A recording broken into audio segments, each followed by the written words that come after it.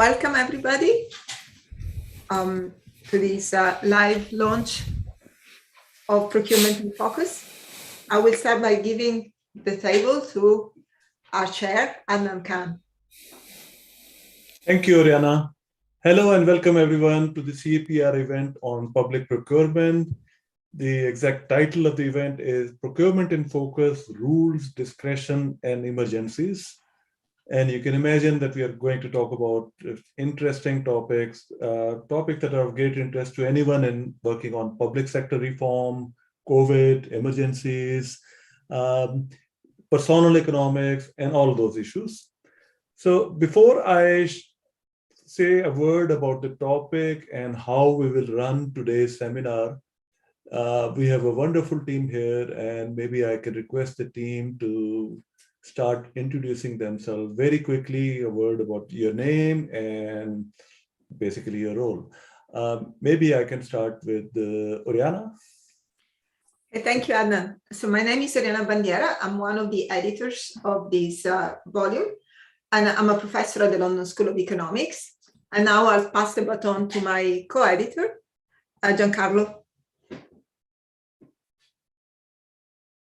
Let's be gender and let's have Erika first. I know, maybe I should do it. I'm Giancarlo Spagnolo, so to alternate. I'm Giancarlo Spagnolo. I'm a co-editor of the ebook, and I'm a professor at the Stockholm School of Economics and the University of Rome, Tor Vergata. So now I pass to Erika. Thank you. Welcome, everyone. I'm Erika Bosio, also one of the co-editors of the book and the senior public sector specialist at the World Bank. Perhaps Dina? Hey everyone, my name is Dina Pomeranz. I'm an assistant professor at the Department of Economics at the University of Zurich. And maybe Riccardo? So, hey everyone, my name is Riccardo Camboni, and I'm going to become an assistant professor at the University of Padua. Thank you. Tina? My name is Tina Soreide. I'm a professor of law and economics at the Norwegian School of Economics, and I am a co-author of one of the chapters. Thank you. Paola? Yes, thank you. My name is Paola Valbonesi. I'm professor of economics at University of Padua, and I am one of the co-authors with Riccardo Camboni and Elena Podkolzina for one of the contributions to this very nice book. Thank you. Thank you, everyone. I don't think we're missing anyone, so we're done. Let me say a word about how we'll run this seminar and then a word about the topic also. So we'll have presentations from some of the people who have written chapters in this volume. Dina, Tina, Riccardo, roughly 15 minutes each. And then we'll have about 30 minutes for an open conversation. We'll first request the editors of this volume, Erika, Giancarlo, Oriana, to say something, maybe to react to what has been said so far, and then invite questions and answers from the floor, and then close the session. This audience doesn't need to be told about the importance of public procurement, both in terms of the magnitudes involved, but also in terms of its importance for state capacity, economic growth, and all the issues that we care about. What is significant for economists is we all know that there are serious issues of moral hazard involved here, agency issues, but those are made extremely far more complicated because of informational asymmetry, because we can't, in this case, it's hard to come up with the definition of what is a good procurement, value for money question. If you look into procurement manuals around the world, as I have done at least 30 or 40 of those, they all look very similar. They all talk about economic efficiency and value for money, but they hardly ever define how to measure value for money. It's a very hard concept to measure. And in the end, all we are left with in most of the contexts that I am aware of, with substituting the concept of economic efficiency with procedural compliance. Were the rules followed or not? Were there 3 courts in the system or not? And in my former life, I used to be a bureaucrat. I'm going to be a bureaucrat again in my future life. And I cannot tell you how serious those discussions, any discussion on public procurement used to become, how people used to become so worked out in discussing public procurement. But just by observing, it was extremely clear that people matter quite a lot in terms of their effort, in terms of how they exercise judgment. One could clearly see how certain people, certain offices were able to do a far better job than others. And there was something about those people or about the environment in which they operated. But also that a large majority of people weren't so bothered, either because they were not bothered or because of what they often call the risk return. The ratio was not predisposed in terms of them exerting more effort. Not too much return in terms of like the incentives in the system. So as several bureaucrats used to put it, if you do a good job, at best you'll get a pat on the back and hardly ever, no one will notice you'll do a good job. But if you do a bad job, especially if you heaven fall, if you don't have the right documentation in the system, no one will protect you. And it's much better, as they used to say, to be safe and to be just checking the boxes as the system requires. It's too risky to do otherwise. However, when we think of the incentives of the system, if everyone is acting like that, we can all imagine the amount of waste, both active and passive waste, that would be generated in the system. And even more so when you think in a time of emergency, the time that we're currently living in, how would that ratio, that tension between discretion and rules, should we follow rules? Should we tie our hands? Should we tell everyone what to do? Versus should we rely on their judgment, but still hold them accountable, have complementary institutions that still do a good job? Is becomes even more of a live question today in the world that we are all facing an emergency.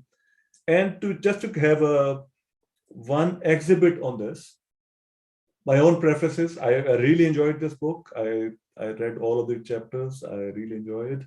My own preferences are also aligned with what the book is coming up with. One exhibit on this is Kate Bingham in the UK, who came from the private sector, became the procurement czar, wasn't hired on a competitive process. She formed her team and had a big budget. She used a lot of discretion. And one reason why UK did a great job in terms of procuring vaccines was because there was a lot of discretion given to the right person under times of emergency. And something that was widely acknowledged by the industry, by people outside, also when they compared the UK procurement experience with experience in other countries that was highly bureaucratized. Anyway, so just the opening comment, but let's hear from the authors of this. Let's first go to Dina and hear from her chapter, and then we'll go turn by turn. Over to you, Dina. You said Tina and not Dina, right? Dina Pomeranz. Okay, sorry. Great, thank you very much. Let me share my screen. Can I make this full screen?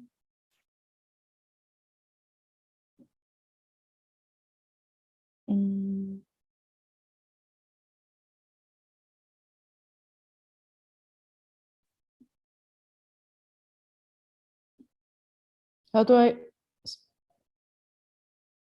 Yeah, go full screen mode. Here. Thank you. You see it well now? Perfect. Thank you so much for the opportunity to present a short version of our paper in this volume. It was a very nice experience, and thank you so much for the opportunity. So I'm going to try to summarize this paper in the next 15 minutes is joint work with Maria Paula Gerardino, who is at the Inter-American Development Bank, and Stefan Lichik, who is in Japan, GRIPS. And this is going to be about audits. So I guess if you are interested in procurement, I don't need to convince you that audits are important, but some in the audience may have thought less about it. So let me just make a pitch of why we should care about audits. So auditing processes are actually pervasive in governments and corporations and other institutions. And economists sort of haven't really spent that much time thinking about audits, kind of left it to the lawyers. And we just kind of assume that they are sort of neutral, information extraction tools. But there's usually a probability P in a model, and then the government knows, or the principal knows what the agent did. But what we find here is that the audits themselves and the way they are structured may create unintended distortions through the way they are executed beyond the distortion we want, which is distort people towards complying, other distortions. So here we investigate the effect of audits on public procurement practices in Chile, and we're going looking inside the black box of what's actually happening in the audit protocol. And we find that in this case, audits actually undermine the goal of the legislation by distorting the choice of procurement modalities when audit protocols differ by procurement modality. And more generally, this will all make sense as we go along. It's auditing by checklist, where you just check, all the rules are followed mechanically. That may be optimal when holding the choice across processes constant, but it puts the more regulated process that has more rules under more scrutiny, and then it can lead to distortions away from anything that's more regulated to things that are less regulated, which sometimes we may want, but in this particular case, the government didn't want it. It had no idea that it was creating this incentive. So I think the takeaway of this is that it's really important that we think more carefully about the incentive effects of audit design, not just audit probabilities, and that maybe economists are more involved, or people, not just economists, but social scientists who think about incentives, in addition to the lawyers who think about rule compliance. So I guess I don't have to make a pitch about why procurement is important in this audience, but I thought since I'm the first to go, somebody maybe make a pitch. So the government procurement is a really large chunk of the economy. And surprisingly, if you compare how much research economists have done on taxes, the other side of the equation where the government spends the money has been much less studied, even though it's about 13% of GDP and about a third of government expenditure. So as Adnan said, all the protocols and all the handbooks agree that free and fair competition is really important for procurement to have good value for money, but also to have opportunities for new entrants if you're looking from the firm's perspective. If there is not free competition, then it may be hard for new firms to break into the market, and all incumbents may have rents. So for all these reasons, many governments promote the use of public auctions instead of just direct contracting, or giving the contract to a firm that seems appropriate. But legislation typically allows for exceptions. As Adnan said, sometimes discretion is really important. Sometimes there's an emergency, like in the case of COVID. Sometimes there's a unique supplier. In Chile, you can also do if you have a particular reason to be with a particular provider. So the regulation in Chile allows for a lot of reasons where you can use a direct contract. This is all really important that it exists, of course, but procurement officers may, beyond what would be optimal, underuse auctions, either because they are corrupt and they want to favor a particular supplier, or because of convenience. It's just easier. You already know the guy, give it to the same guy as before, and you don't have to organize an auction. So the governments try to monitor and check that there's not overuse of this direct contracting. And one key enforcement tool that they use is external auditing. By every country has a different name: controller, agency, auditing bodies, financial supervision. Somebody goes and checks this behavior. These are the type of audits we are now going to look at. So briefly, to preview the results, and then I'll show you a bit more how we get there. We analyze the impact of such an external audit on the subsequent choice of procurement modality. And we're using a regression discontinuity design based on a scoring rule that Chile used, the Chilean auditor used in 2011 and 12. and we combine it with data on the universe of all purchases made by public entities in Chile. And so what we found, that this was a big surprise to the government, who had expected we would find the opposite, is that audits caused a shift away from auctions and towards more use of the less transparent modality of direct contracting. So this surprised us, and then we spent several years trying to dig into this more. We also find that it leads to a reduction of suppliers who are new, and it leads to the reduction of suppliers who are large and from out of region. So essentially, this benefits local, small, and incumbent firms. We don't have very strong evidence on prices due to data limitations, but what evidence we have suggests that it also leads to a price increase. So then we tried to understand better what's going on, and we worked with the controller agency to conduct additional audits. And here's where we go inside the black box of the audit to try to find out what might be happening. And they did special audits just for the study that are exactly the same as they usually would do, but where they collected much more information about what is actually being checked and what kind of infractions they actually find. And then we saw that auctions get about 2.5 times as many checks and detected infractions as a comparable direct contract. So this is true when you hold the amount of the type of purchase constant, and it's concentrated on the awarding stage. What does this mean? So when you have a contract for the same type of product and you do it through an auction, the awarding stage has many more steps, obviously, because you just buy a direct contract, you buy a product, has 3 steps. You have to show that you have different quotes and give a justification, but it's not that complicated. In the auction, you have many steps, and it results in many detected infractions because apparently, like, the chance you get something wrong is very big.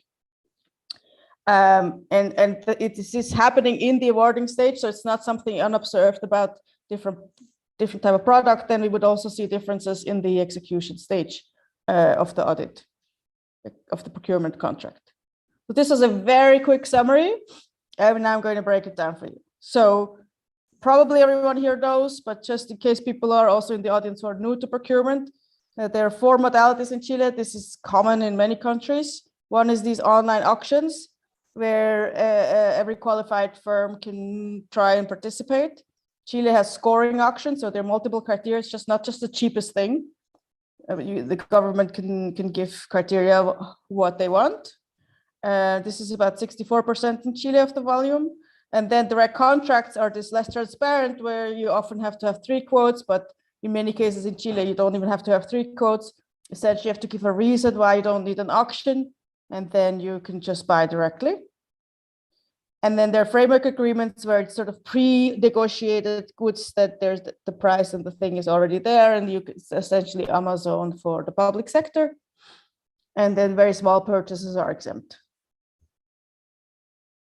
So the other piece of background that's important for our study is that there's a scoring rule. I'm obviously not going to go into details here, but this allows for a regression discontinuity design, which is statistical design that allows us to understand what's the effect of being audited by comparing firms that are just above or just below a certain, public entities that are just above or just below a certain threshold in the eligibility for being audited. So first, piece of result is to show you that above this cutoff, really the probability of being audited is much higher. So we have a thing that we can study. And second, and here was the surprise effect, is that we find that many different specifications all saying the same thing here, that after the audit, those entities that undergo an audit are much less likely after using a much smaller share afterwards of their procurement from auctions, and the correspondingly larger share from direct contracting. And we can see what type of justification mainly increases, and what we see is this mainly comes from increase in emergency. That people say it's an emergency, I have to use direct contracting, I don't have time for an auction. And this is sort of suspicious because this is known to be the one justification that you can almost always claim without much trouble, because A, you wait long enough, everything becomes an emergency. We're out of pens, emergency. And B, I suppose it's very hard to prove that was not true. So there's also a little bit of an increase in a unique supplier and much less going on with the other justifications.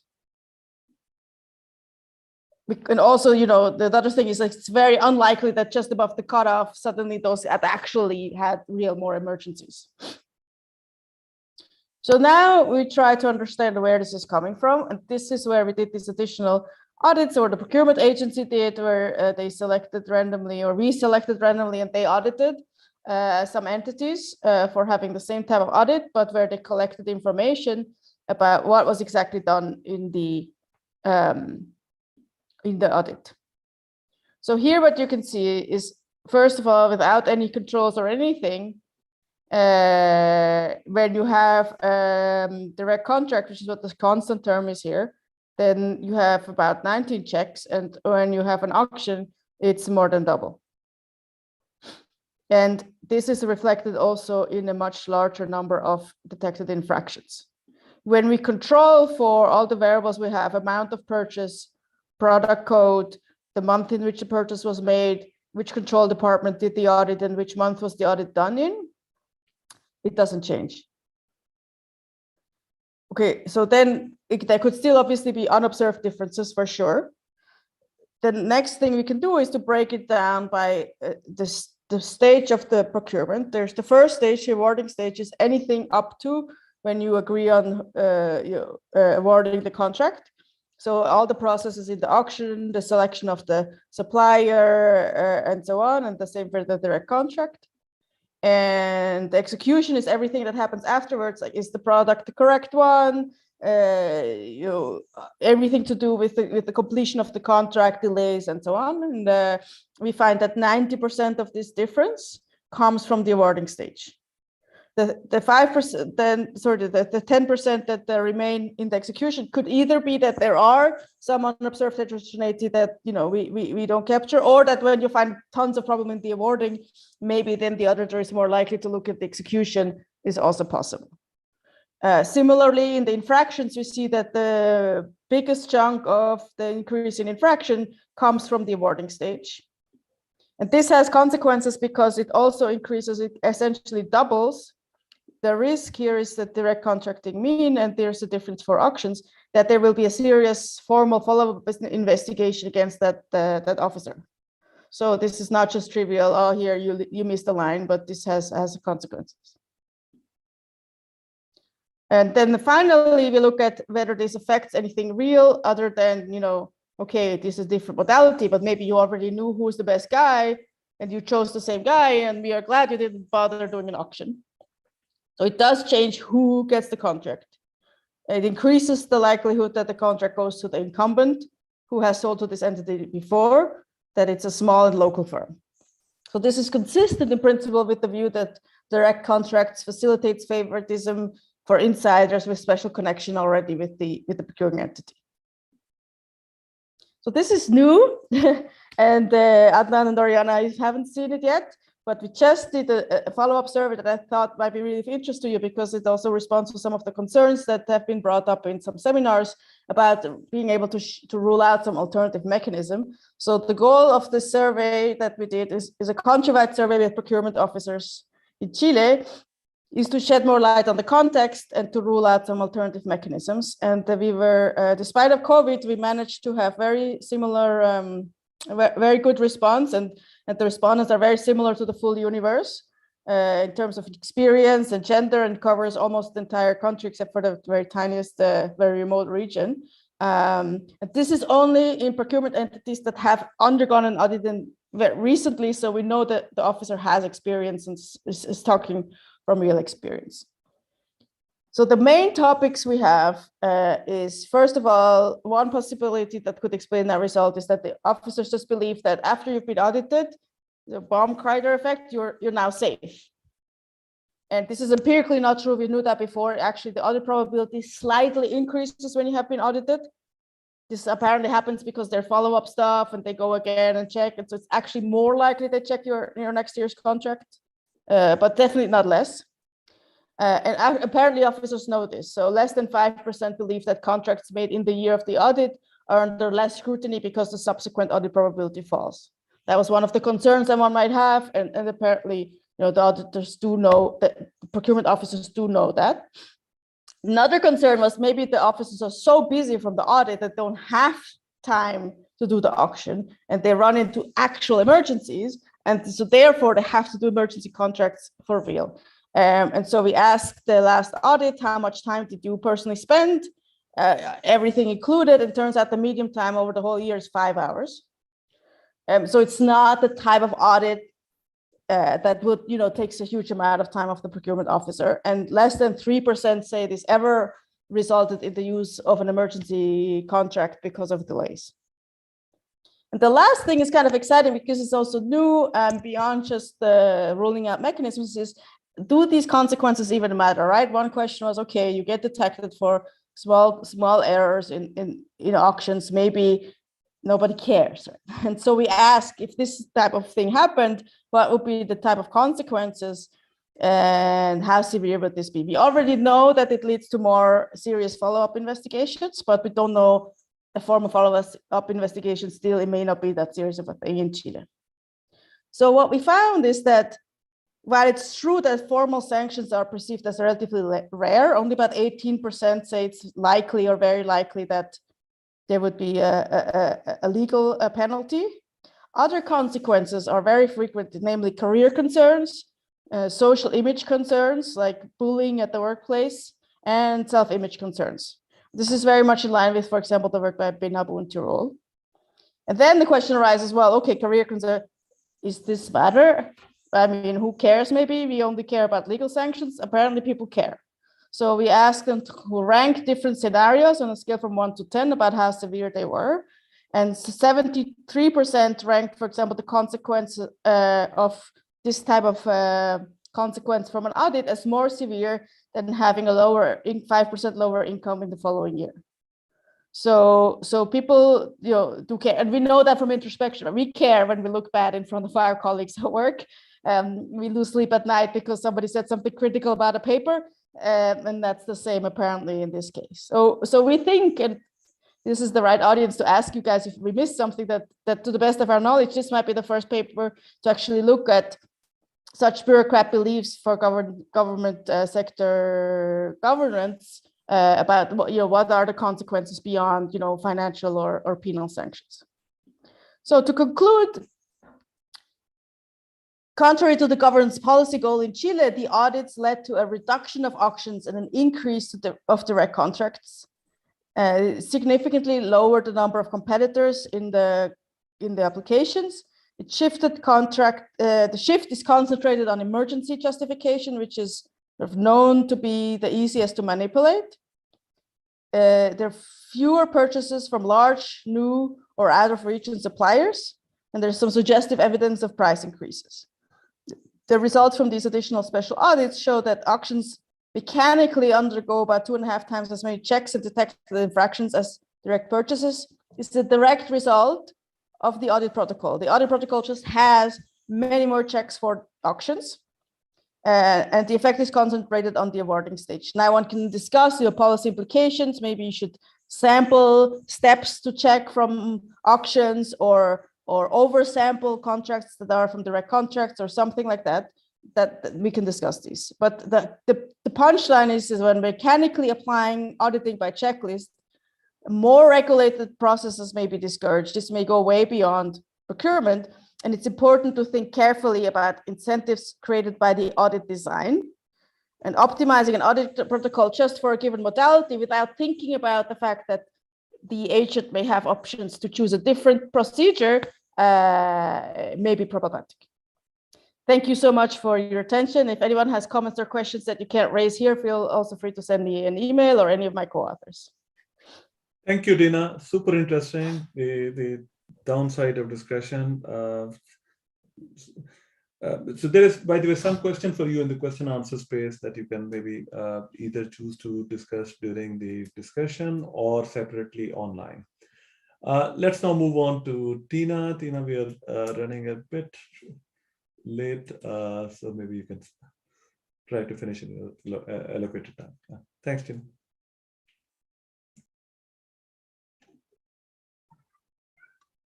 So now you can see it, right? And 2 seconds. So now you can both see me and the slides, I assume. Yeah. Yes. So thank you for letting me present, and thank you for letting us participate in this interesting book project. It's a very useful result, and I will speak about one of the chapters, public procurement under and after emergencies, and this is a book project that I did together with Mihaly Fazekas, and he's at Central European University. I think many of you probably know his name. He has done a lot of empirical work on procurement. Shrey Nishal, he's a PhD student who just completed, he defended his thesis recently, and myself, he's in Norway, like myself.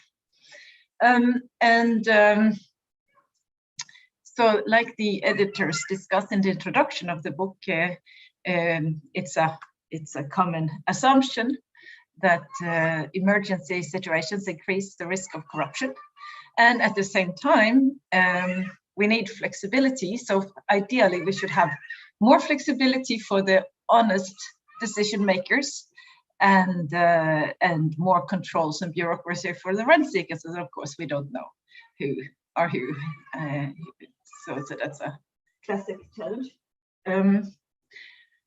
Now, it's very difficult to say something general about procurement because the risk of corruption varies under normal circumstances. So we know discretion in general matters. So this is under when there's no emergency, when there's more money involved, opaque processes, the more urgency, easier to disguise corruption, for example, as incompetence, and when there's closer ties between politicians and bureaucrats. And I guess with respect to these factors, at least all, maybe not the last one, but all the others become worse under emergency. Sorry, this one, the politicians, the close ties, and the closer. Sorry, I confused the last two ones, but you see, the most of the factors that increases the risk of corruption, they will be worse during an emergency.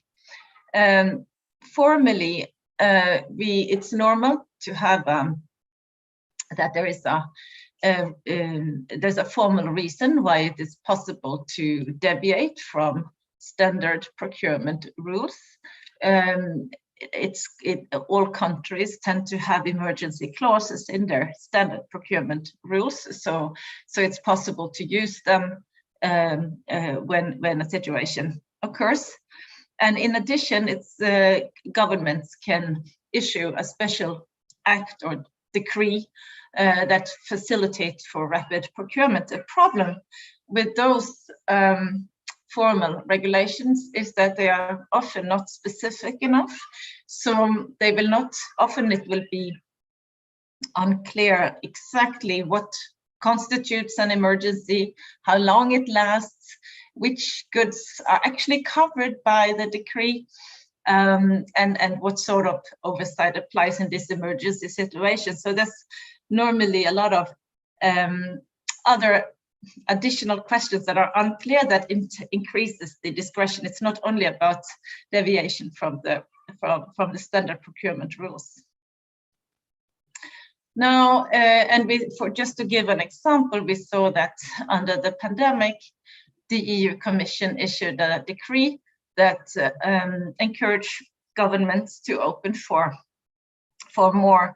It says here that if the flexibilities that were not mentioned in the first bullet, this is from the European Commission, it says that a negotiated procedure without publication of tenders can be envisaged. That's just an example of how these decrease what it may contain, and it can open for a quite broad degree of discretionary authority.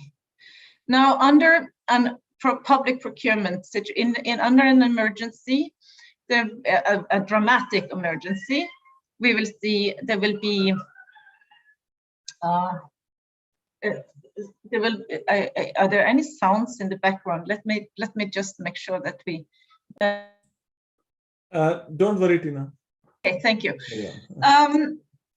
So now, under an emergency, we will see there will often be a pressure to spend money quickly, in addition to the deviations that are mentioned.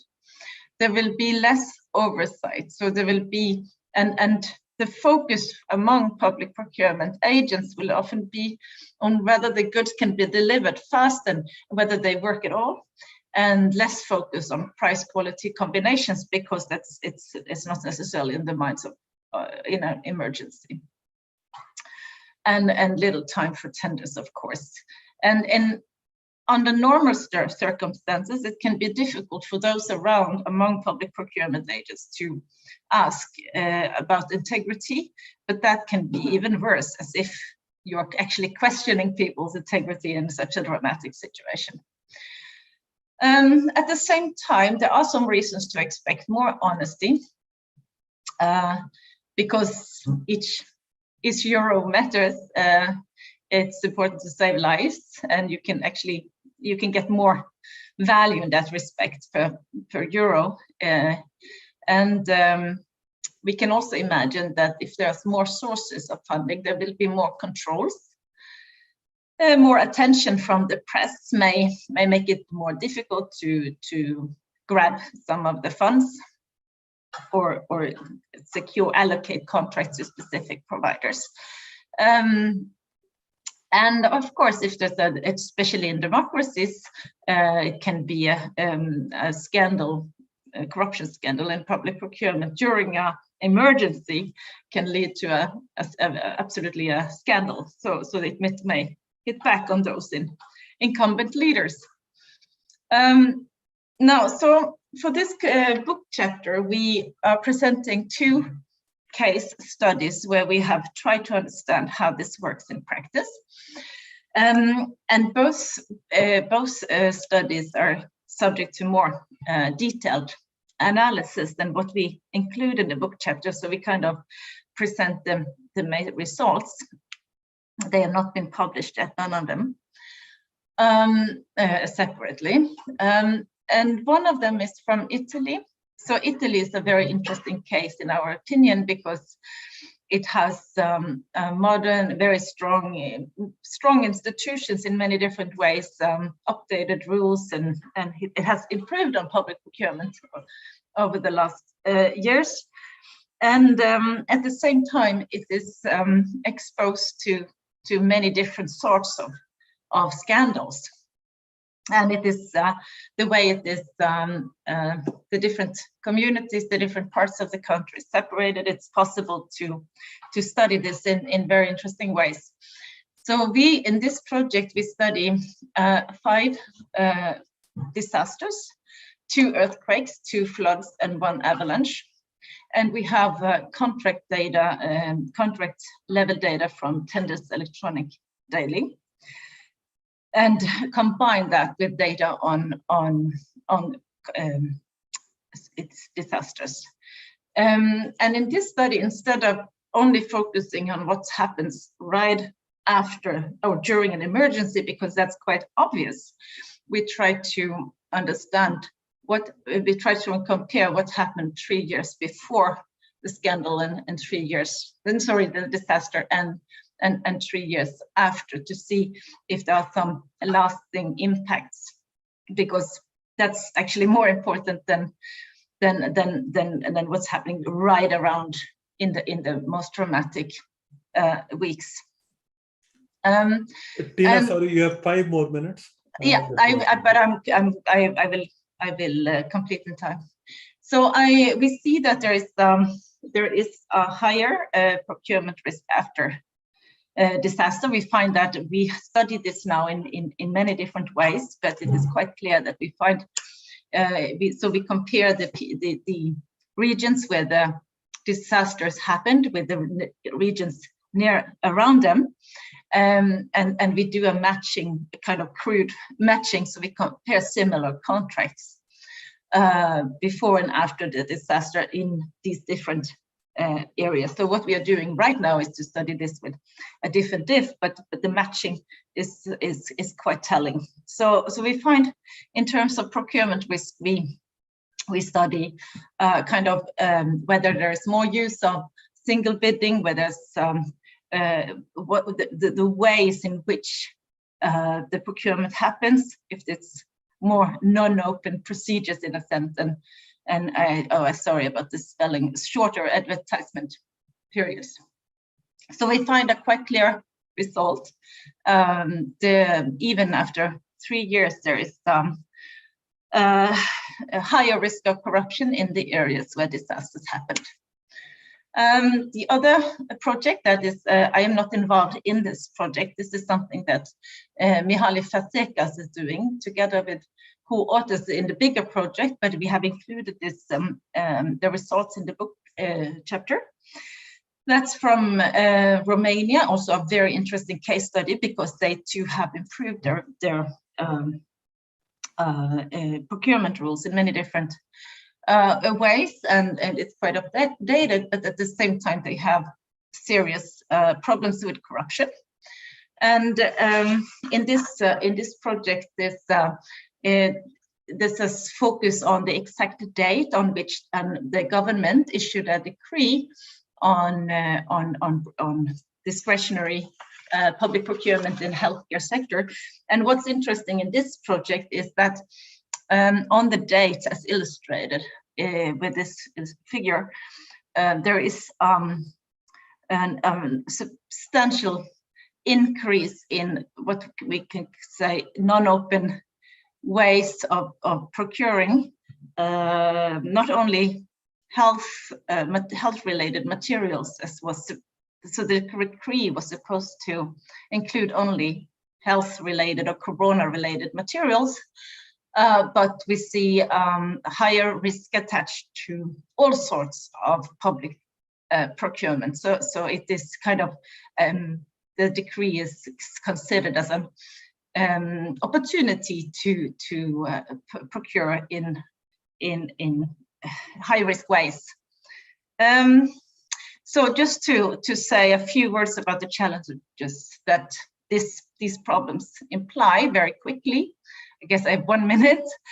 First, the right length of the state of an emergency is generally, it's very difficult to determine, and it can easily be misused. We see that in many other settings, that it lasts emergency clauses. They are misused for a very long time in some settings, much longer than disaster should, what seems reasonable. We also see that we have studied the different sorts of emergency situations, and we see that there is a big difference in how prepared countries are with respect to public procurement during emergency and afterwards, which is often referred to Hurricane Katrina, where this came to where different areas were differently prepared, and that was very clear that it mattered a lot. How do we know ex post if emergency-related procurement has been exposed to corruption? Normally, the data are weaker, and some things are not reported as well as normal. It's very difficult to find evidence. So for governments, it's difficult to avoid the sense of impunity in disaster zones, because everybody knows that it will be very difficult to control. And finally, one of the things we emphasize in the paper, in the book chapter, is that it's not necessarily corruption according to criminal law, because it may rather be conflict of interest situation and deviations in different ways that non-law people will call corruption, while they cannot necessarily be subject to law enforcement, because it's not necessarily corruption by criminal law. So with these words, I think I'm out of time, but this is a nice short chapter, written chapter 3 in the book. So please let me know if you have any questions. Feel free to contact me. Thank you, Tina. Super interesting results based on both of your case studies on, call it the opportunistic effects of discretion on corruption, rent seeking, and all kinds of other negative outcomes. Super interesting. You may have some questions on the Q&A space, but meanwhile, let's move on to Ricardo. Over to you, Ricardo. Okay, so let me share the screen now.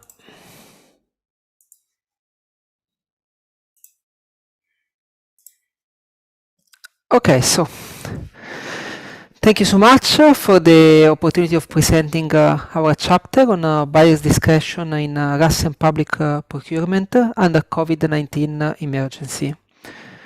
This is a joint work with Elena Podkolzina from the Higher School of Economics in Moscow and Paola Valbonesi, which is here with us and which is from Padua as me.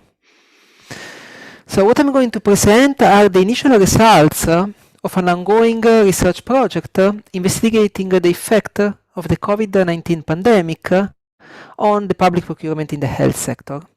And in so doing, as the title suggests, we're going to use Russian procurement data comparing two similar periods, but one which is before the pandemic period, one which is before the COVID-19 pandemic, and one which is during the COVID-19 pandemic. In our analysis, we will also exploit a policy change, so we will have two sorts of variations, one the pandemic, the emergency setting, and one an explicit policy change, granting public buyers more freedom in using a negotiation procedure with a single supplier instead of the standard open auction. And this policy, giving additional discretion during this very peculiar emergency setting, is similar in scope to other policies which has been enacted in other European countries like Italy.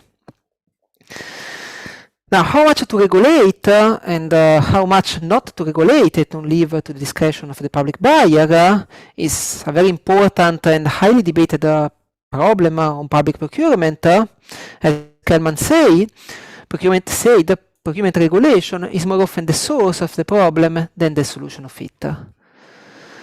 And this question becomes even more concerning, even more important during the emergency time, because the standard trade-off between the rules on the one hand and the discretion on the other hand becomes even more complex. First, because of the higher overall uncertainty. What do I need to cope with an unexpected event as the pandemic? And second, because of the very important need of speeding up the purchasing process. I need to procure those masks as fast as possible, as soon as possible. I need to procure those vaccines as soon as possible. Now, there is a rising number of papers exploring the trade-off of the rule versus discretion in normal period of times, and the empirical results are really mixed. So we have a first bunch of papers, for example, a couple of papers by Coviello, Guglielmo, and Spagnolo, and the second one also with Clarissa Lotti, that suggests that, well, if you give more discretion to public buyer, at the very least, the price will not change. And this paper highlights the monetary benefit arising from the presence of a relational contract in a context of a repeated setting between the public buyer and the winning supplier. And then there is a second bunch of paper which state that no, look, discretion is not good for the public procurement process, because if you give more discretion to public buyer, you may, for example, increase the likelihood that politically connected firm wins, or you make it easier for public buyer to exploit discretion for private gains, that is corruption. And well, last but not least, we should not forget that the discretion goes hand to hand with the competence of the specific public buyer. And here we have the seminal paper by Oriana Bandiera, Parte and Valletti in 2009. Now, we have two research questions in this project, and we aim to assess in the presence of a change in the regulation, in the presence of the change in the law on the one hand, and in the presence of an emergency setting on the other hand. So what are the effects on the awarding mechanism choice first, and on the procurement outcome second? So when I am in an emergency setting, with or without a policy change, is the choice of the public buyer on which mechanism to use, how much discretion to take changes. And why does it change? It changes because of the emergency setting, or it changes because there is a policy that is giving more discretion to the public buyer. And second, but the second is really a work in progress, so I'm not able to present this today. And the second, what is the effect of all this complex interaction on the procurement outcome? And what is the procurement outcome? Well, not only prices, but for example, the delivery time, which is crucial in a period of emergency, quality, and so on. So, before the COVID pandemic, that is in the first period of our dataset, which ran from April to July 2019, the regulation, the public procurement regulation in Russia allowed for contracts below 300,000 rubles, which is quite a small amount, about $4,000. So for all contracts below this threshold, the public buyers were more or less free to use negotiations. As a general rule, negotiations were not allowed for contracts above the 300,000 rubles, although there were some exceptions. Then the pandemic emergency kicks in, and as a response, the Russian government enacted a new regulation, increasing the thresholds below which negotiation could be used. So the threshold goes from 300,000 to 600,000 rubles. And for contracts above 600,000 rubles, the general rules was the same, that is, no negotiation possible, with exception. The same exception as in the year before, in 2019, plus an explicit exception stated that, look, if what we're going to purchase is motivated by COVID-19 prevention, you can use whatever wording mechanism you want between negotiation on the one hand and public procurement on the other hand. And this is a very nice setting in our opinion, because what we observe is that for contracts below 300,000 euro, there were no change in regulation. And the only effect was due to the pandemic period. And then we had changes, both because of the pandemic and because of change in the regulation, for contracts which are between 300,000 and 600,000 rubles. How we are going to, well, first of all, let me just briefly describe the data we have. So, as I stressed before, we have data in two similar periods, April to July, before the pandemic, 2019, and during the first wave of the COVID-19 pandemic, 2020. We have data from the public hospital, all public hospital, in the 15 Russian regions, which recorded the highest number of COVID-19 cases. And the data we have are mostly the standard procurement data on buyer's ID.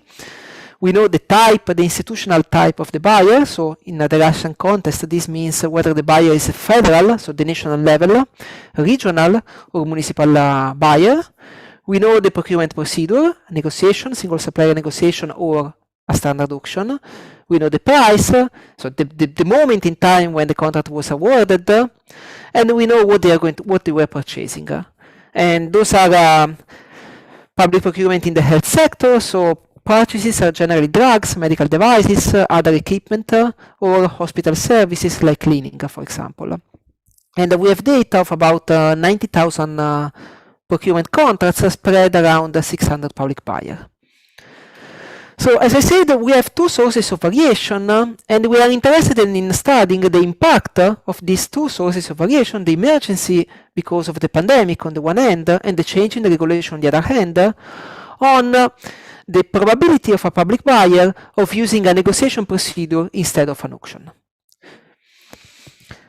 To do so, we use a three-way regression, three-way interaction regression, in which we let interact first a year dummy, measuring whether we are in the pandemic period in 2020 or not during the pandemic period.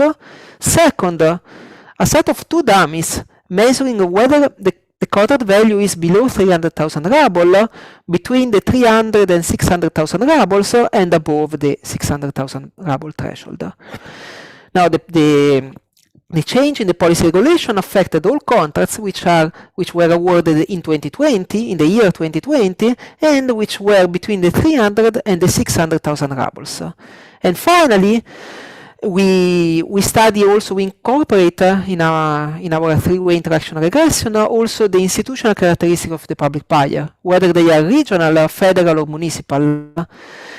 And this is because we are interested to investigate whether the response of the public buyer changes according to the institutional characteristic of the public buyer itself, in line with the Bandiera, Pratt and Valletti paper and the subsequent literature on that. So this is a probit, so what I'm going to present are the marginal effects. So first of all, if we look at the marginal effect of moving from 2019 to 2020, that is moving into the pandemic, we see that there is a general increase in the likelihood of using a negotiation, about 19%. But this increase is lower for contracts where we have no change in regulation. So for contracts which are below the 300,000 ruble threshold. So here the increase in the probability of using the negotiation is equal to about 15%. And it is higher for larger contracts. 22% for contracts between 300 and 600, and 28% for contracts larger than 600,000 rubles. We also see a strong difference depending on the buyer's type, and in particular, the larger buyers, the federal one, are much more likely to use negotiation than the smaller one, regional and municipal buyer. And if we look at the interaction between all these elements, we see that the increase in the likelihood of using the negotiation during the pandemic period is higher across the board for federal buyer, with the exception of a very large contract, the one above the 600,000 rubles. So in a smaller and medium contracts, and especially smaller contracts, the public buyer types played a very strong role in the probability of using the negotiation instead of the standard auction procedure. Ricardo, you have 2 minutes. Yeah. Well, that's just the last slide, so thank you very much, Adnan. So this is really an ongoing research process, because what we have studied and what we have presented in the chapter in the book is just the first part of our analysis. That is, we showed that during the pandemic, there is an over-the-board increase in the probability of using a negotiation, and this increase exists whether you have a policy change or whether you do not have a policy change. Of course, if you have at the same time the pandemic and the policy change, relaxing the rule on adopting negotiation, this increase will be stronger. We address our research question using Russian health sector public procurement data, comparing two similar periods, one before and one during the pandemic. And we showed that during the pandemic, the likelihood of using a negotiation instead of a normal auction increased, and this increase is stronger for contract where you have at the same time the change in the policy, and of course, as it is for everyone, the pandemic problem. We also note, and we think that this deserves further investigation, that there is a very strong effect on the public buyer's type, and in particular, the larger, the more complex public buyer, the federal one, are much more likely to use negotiation than the smaller one. And as I said many times, just to conclude, this is a work in progress. We still have to do the second step of our analysis, which is to study the effect of the pandemic on the procurement outcomes, purchasing prices, quality, delivery times, and so on. So thank you very much. Thank you, Ricardo, and thank you, Paola. Very interesting project. Exogenous shocks and policy changes generate a behavioral response, both in the procurement agents, but also in the market of suppliers, something we also saw in the other papers. So very interesting set of papers. There are many other papers in the volume. I would urge the audience to read the volume. But let's now move on to the editors, who are also some of the leading people in this field, who have also contributed to this volume and have also thought about this issue for a long time. So Erica, Giancarlo, Oriana, and then we'll open up to the audience. So you can type your questions on the Q&A space, or you can raise your hand and physically come in. Erica, do you have any response? Do you want to say something about overall the volume or maybe your own work? Yes, Thank you, and thank you to all the presenters for presenting some of the contributions, to all of the authors and the audience for joining us today. I think for me, one of the most interesting questions, and I guess picks up a bit on one of the leitmotifs of the book and this presentation, is kind of what's next, right? So, and especially from two perspectives. So first of all, and I think this is especially relevant in today's contribution, on today's presentation from Tina, are some of these changes here to stay? So have we learned some lessons from this pandemic, especially in the balance between discretion and rules, that are encouraging us in a way to shift this balance more permanently or not? And then secondly, related perhaps to future emergencies, and perhaps this is a bit my, policy angle, I suppose, is what are some policy lessons we have learned from this pandemic and from this balance between rules and discretions that could inform future emergencies? So is there something we can do now so that during future emergencies, we increase our preparation with a view to decrease abuse while still ensuring that governments can push out the money when they need it, save the lives when they need to do it?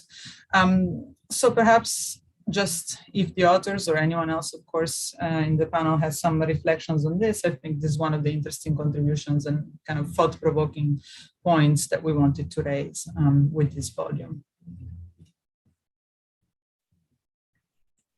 Thank you, Erica. Super interesting questions, also relevant for resilience, crisis preparedness. What lessons do we learn from the current experience that are important for building state capacity and that help prepare better for future crises? I look forward to hearing from the panel, but let's first hear from Giancarlo and Oriana, and then we'll open up.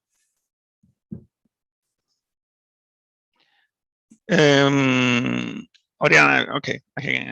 So one question that came to my mind when looking, there are several case studies. The one we saw, for example, in Russia and presented by Ricardo. One thing that we might want to ask is, for example, do we want to have a special regulation for different types of buyers within a country? Okay, we know that there's now a literature on the heterogeneity of types of buyers in countries. Do we want to think about a reform? There is very little. One reason why we're doing this is because there's very little on optimal emergency procurement regulation. I couldn't find one paper in economics on optimal procurement regulation in urgencies.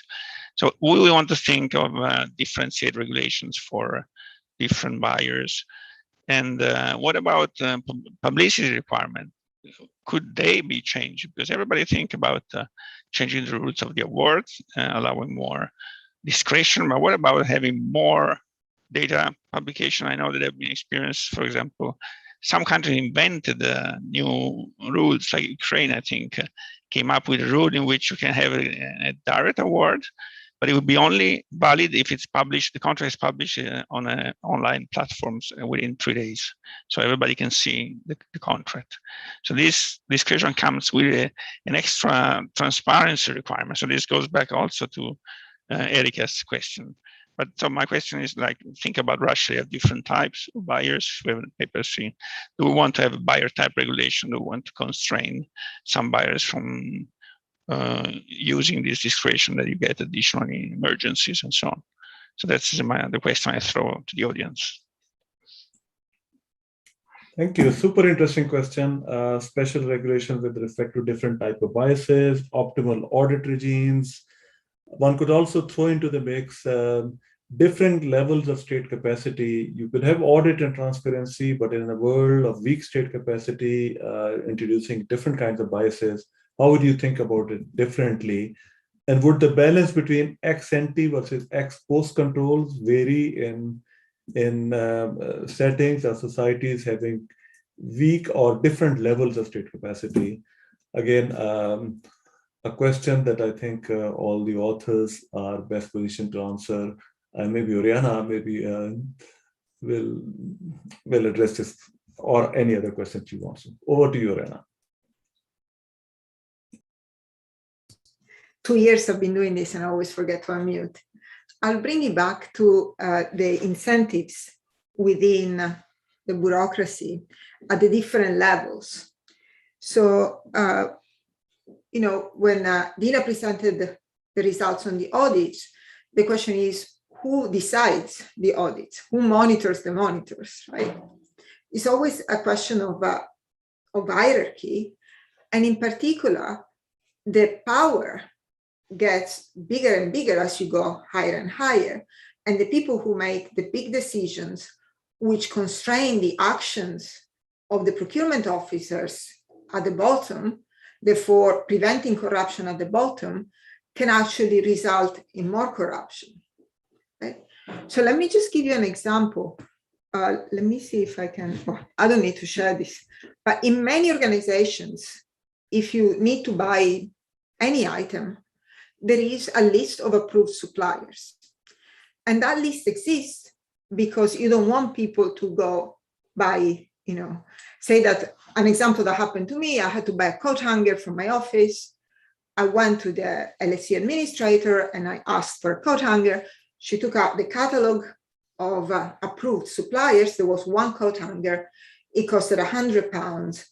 The same coat hanger cost £10 on Amazon. The question is, where do the £90 go? And most importantly, who decides which supplier is in that book? Okay. So I think that there is a lot of focus on corruption and curtailing corruption of the people who do the purchasing. But there is less focus on the other layers of the hierarchy, which are equally important, if not more important, because they decide the aggregate. So in our work with Adnan in Pakistan, we show that giving more discretion to the field officer, the procurement officer, is actually good for getting better prices and the same quality when the guy at top is less efficient for whatever reason. So my general question is, how do we design the organization rather than looking at one layer at the time? Super interesting, Oriana. You're bringing in issues of multi-tiered agencies. We normally only focus on one layer of agency problem. But in a multi-tier agency, who guards the guardians becomes a super interesting question. So over to you, audience. We have about 20 minutes left. There is also an open question in the Q&A space for Dina. I'm not sure if Dina has already addressed that question. But there are also super interesting questions coming from each of the presentations and coming from the remarks of Erica, Giancarlo, and Oriana at the end. And maybe the rest of the panelists or any member of the panelists can come in and reflect on these questions and share their views. Over to you while we wait for questions from the audience. We should just speak. Yes, Adnan, do you want us to just speak up or raise hands? Sure. Yeah, no, I was thinking about what Oriana said about this crazy example with the coat hangers, and I was just thinking, like, discretion has so many dimensions. And what's the right place to have discretion? So, for example, Chile has no such rules of like anything that's fixed. There's always some discretion, but there's some constraints. So you have to justify, but like a pre-approved list would be what's in this online supermarket, but that's an option you have. And then everything else, you could do your own auction, you can do your own direct contract. And so I think that the picture that emerges for me in general is just like, it depends. It's probably often the question, the answer, and the idea that if there's a one-line summary of how to run public procurement or public administration is obviously not true. And I think this type of research is so exciting, like that we're showing is like, okay, maybe more discretion for this person or in that context or in this level or for this part of the procurement process is really important. And here, maybe too much discretion can backfire, and to look really into the details of, with Esther Duflo's paper about economist as the plumber, I think public procurement is a great example of that, where we really have to understand what is the bottleneck And then we have this idea, there's high corrupt country, but then you have like LSE, which presumably is not a high corrupt environment, and they're these crazy things. And so it's really interesting, but that makes it hard to give very general prescriptions, but really interesting for research. And I think it's this volume is very exciting in that regard. Thank you, Dina. Super interesting observations. I thought, Giancarlo, you were trying to come in earlier, unless I'm mistaken. Actually, I wanted to ask a reaction from Tina, because Tina has been working on corruption for a long time, more from a normative and legal point of view. But what would be your reaction in terms of the organizational procurement raised by Oriana? Because I mean, as economists, we're used to think about incentive and organization, and we can have a view, but it would be so interesting to have a legal point of view on that. And the other, okay, then I will. Yeah. So sure, Giancarlo, and looking at you, of course, given with respect to incentives, whistleblowing and is not mentioned this far, but that's definitely one thing that should be included in under emergencies as well. Now, I have a few comments, and one of them, of course, is that so emergency situations need to be ring-fenced, both in terms of time and market. So it's clear what counts as emergency and when will discretion apply. But as mentioned on my last comment, is that we also need to consider what is a problem.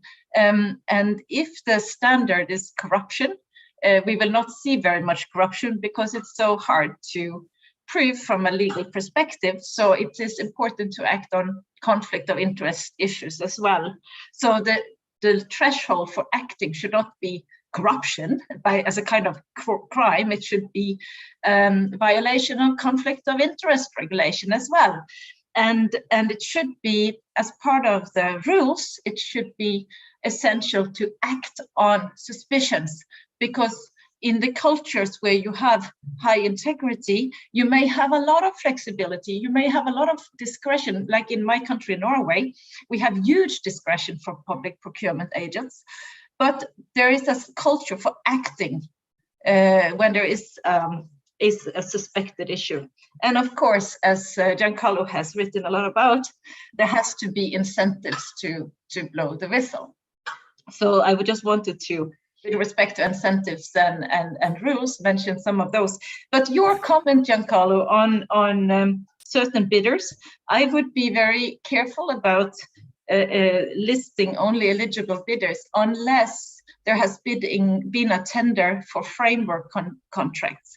So we have to exploit competition, and it's possible to have a list of suppliers, but there should be competition for the competition need to be protected as well. So we should be careful listing only, be very strict on what kind of suppliers. No, Tina, sorry, I was not clear. What I meant is different buyers, different types of buyers. I'm sorry, then I misunderstood. No. Okay, sure. The other comments apply. So may I jump in? Sure, Ricardo. So coming back to the example about the London School of Economics procurement, an Italian university would be forced to use a list of approved supplier because her discretion in managing the procurement process is restricted by a higher level regulation. So it is not a matter of choosing should I use a list or should I not use a list. Well, the law states that I cannot have any discretion on this issue. And coming back to the point raised at the very beginning by Giancarlo, I strongly agree that we need a sort of asymmetric regulation in which the amount of discretion we give to public buyer is not the same over the board, but depends, I would not say only by their type, like they are federal, regional, whatever, but I think we could imagine to look at some sort of regulation in which we look at the public buyer's past performances. So if a public buyer was able to systematically purchase at a price which is below the average one, for example, so for a given product, whatever this product, a public buyer is able to do his purchases at a price which is lower than the average one, then we should give a lot of discretion to this public buyer. While if a public buyer turns out to be very inefficient, spending a lot of money for an item which would cost 10 times less, then I strongly agree on the necessity of heavily regulating and tying the hands of this public buyer. So probably, I'm sure the London School of Economics is super efficient, and so it should be given a lot of discretion. Other public buyers not. Thank you, Ricardo. Two comments. First of all, I would not want the Oriana's example to be branded as an LSE example. So let's use some other term, maybe the London example or something else. But one question to the editors, how much of this is what we see inefficiencies in procurement, part of the, call it like the behavior of the original or the ultimate principle, the citizens and the system, in two senses. So one in the sense that, so think of James Q. Wilson's sense.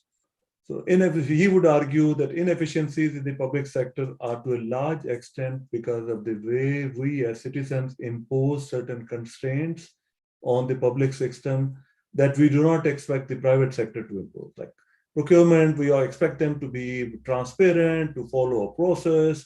If I were to buy something for my own self or for my company, no one cares what process I went through. But we expect the public sector to go through several more constraints that generate inefficiency. Secondly, in the sense of like the public, the citizens, the media being far more responsive to, say, one type of inefficiency compared to the other, the active waste compared to the passive waste.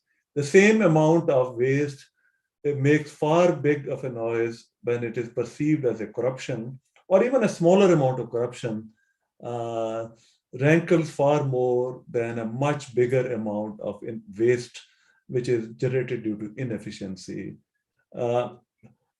Is there something to it? And if yes, how do we correct for it? Actually, Adnan, if I can come in, this is actually the answer, I think, to my original question, that what happens in order to curtail corruption in the public sector is that this efficiency loss, or this corruption, is moved onto the private sector. Because the coat hanger example, which could have been any other organization, because all organizations have an approved list of suppliers, shows that the organization, the public organization, is not exposed to corruption because it goes by the rules, but the private sector can take advantage of it. And that's not a scandal, right? So you basically move the inefficiency out of the public sector onto the private sector that's not kept to the same standards. So you don't see the system as a whole, you only see the public sector. And that is very important. I think that is the key to understand it, to answer these questions. Interesting. Let's hear from Erica and Giancarlo if you have any views on this, or on any other thing that you want to comment on.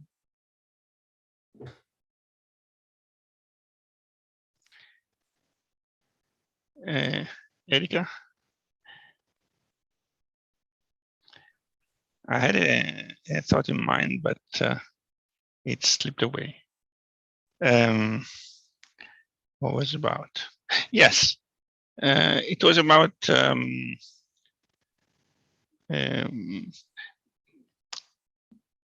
monitoring, ex-post monitoring. No?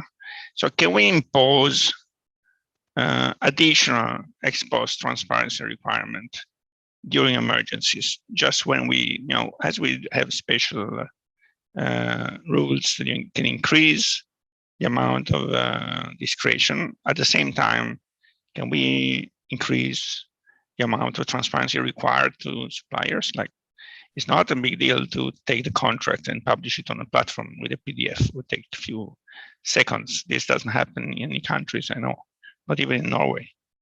Why there would be this one thing that we can push, for example, to bunch these rules, this rule that says you can have more discretion in emergencies, but you must be more transparent because the directly allocated contract must be published the day after on a platform in PDF, and everybody can see it. That's a simple idea. No?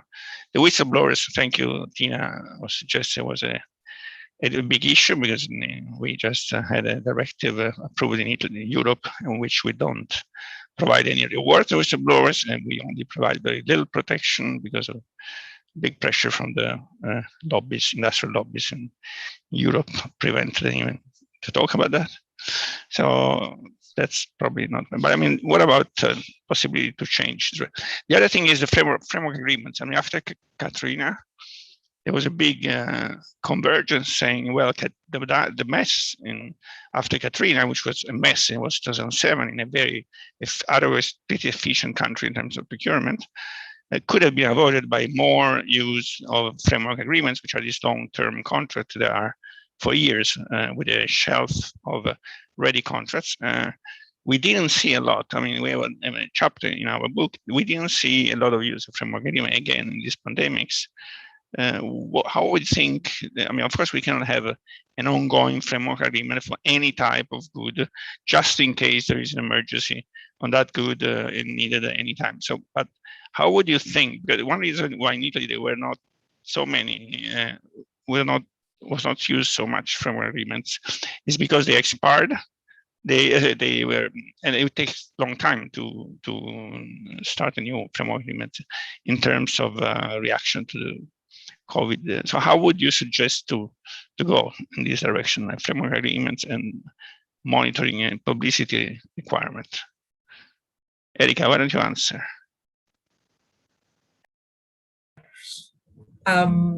I think more of a reaction on Adnan's questions and picking up on what Oriana mentioned. It's true that we do expect the kind of the public sector buyers, well, we hold them to extra diligence requirements compared to what we would do in the private sector. And I think this is, of course, Oriana's point is good. Some of this extra diligence then trickles down to private sector, but then part of it is also because they spend money that is not theirs, right? So this is one point that we highlight in the introduction of the book, and it's one of the points that comes up over and over and over. I think Dina made a very good illustration of this at the beginning of her presentation. We focus a lot on taxes, on how you make the money, but not as much on how you spend the money. But the reality of it is that they spend money that's not theirs. So ultimately citizens do hold them to extra diligence exactly because of that reason, right? So, and as a community, scientific community, research community, we also hold them to extra diligence because the money they spend is taxpayers' money. And this does have an impact on also the controls and checks that we wish to impose to these purchases. I wonder, picking up on Giancarlo's question, whether I think Marwa also put a question from the audience in the chat. I wonder whether we give also a chance for that question. It was somewhat related to Giancarlo's. So. Yeah, there's a question from the floor from Marwa Al-Nasa, who is interested in hearing the panel's view on the issue raised by Giancarlo. Do you believe that a requirement for publication of contract information would support the goal of fighting corruption, irrespective of the procurement rules in place? Are there any risks associated with requiring publication and review? Over to Giancarlo, but anyone can respond. One thing that that Steve Kelman talks quite a lot about in the US context, some of the biggest resistance to transparency of contracts came not from the public sector, but from the private sector, who are wary of sharing their financial information and their bottom line and where they had their margins. So Giancarlo or anyone else who... Yeah, I mean, I can tell you my experience because I'm doing research, trying to look at it for these data, these transparent data. And one reason why you will see a lot of research from Brazil and Italy on public procurement is because Italy and Brazil are trying to fight corruption by collecting data and making them public, and most other countries are not. I mean, there's no way to find data on Germany, there's no way to find data on Sweden, there's no way to find data on Norway. It's assumed that there is no corruption. Well, I know that there is personally in Sweden or in Germany. I've been living in these countries, but probably there is a cost in the machinery of transparency. Maybe it's the private sector that is afraid. Maybe the amount of corruption is so limited that the cost of introducing machinery for collecting data and making transparent is not worthwhile in Sweden because it's mostly a honest country, or in Norway. But at the time of a digital economy, I mean, I don't see any reason why not every single contract shouldn't be published in PDF. It takes seconds to scan a PDF of a contract and put it on a platform. Okay, so there is absolutely, in my view, no reason, at least for the public items, that should be public, like the bids, right? The winner, the execution, the delivery time, and the quality evaluation. The second part is essential. So how was the contract managed, and how was the final quality? I don't think it's a very high cost to publish this data. Actually, in Italy now we have an open data program, and I think it should be everywhere. I mean, it should cost very little with the new technology. Thank you, Giancarlo. So over to Tina and Ricardo. Tina, there's a specific question for you also on the question space. Are cultural traits like trust, respect of the rules or laws, and social acceptability to bend the rule relevant for public procurement under and after emergency? A question from Anna Gulan. Yeah. You have 1 minute, and then 1 minute to Ricardo, and then we can vote. Okay, I just wanted also to respond to Giancarlo's comment, because in Norway, of course, we have problems with corruption, but when it comes to transparency, contract transparency, the resistance comes very much from the competition authority, because it's considered a high risk of collusion. So it's, and Giancarlo is one of the researchers who may be able to say whether that is a reasonable concern or not. But from the I've discussed this a lot, and it's hard. But when it comes to cultural traits, the question in the chat, there's no culture that accepts fraud. So fraud is not accepted anywhere, not even during emergencies. So I don't think that is so relevant. I think value for money matters everywhere when there is a disaster. So I wouldn't think of culture as an excuse, but of course there are cultural issues that could increase the risk. Thanks. Thank you, Tina. Ricardo? You're on mute. So many people forget to unmute. So responding to Giancarlo's point, when a country is negotiating the price of a drug, which is covered by a patent, I think that there could be a reason not to disclose the price and the contract, because, well, on the one hand, the firm may be willing to offer a higher discount, provided this price is not made public, so the firm is not destroying its bargaining power vis-a-vis another buyer. And on the other hand, for the public buyer, it could be optimal to accept not to disclose the price in exchange of having a lower price. So in general, I strongly agree with the issue and the requirement of transparency that Giancarlo states. There could be very particular and peculiar situation, especially I think when the supply side is a monopoly, in which there could be some economic reason not to disclose the contract, but those are, of course, the exception to a common rule which support the disclosure, the transparency that Giancarlo stated. A very easy way to solve the problem is to publicize 5 years after, so that in view of being scrutinized, the incentives work the same way, and there is no problem with the patent, the collusion, or all these drawbacks that you pointed to. Thank you, Oriana, Ricardo. Fascinating discussion. Public efficiency of public procurement, rules versus discretion, the issue of incentive in a multi-tier hierarchical organization, whether we should have special regulation, behavioral response. So we saw both the upside and the downside of having discretion, empirical evidence of those, and all kinds of other questions that are relevant in terms of lessons that we are learning from the current experience of relaxing some of the rules, and how relevant are these for future crisis preparedness, for future emergencies. Fascinating discussion. I wish we could run it further, but we have run the clock.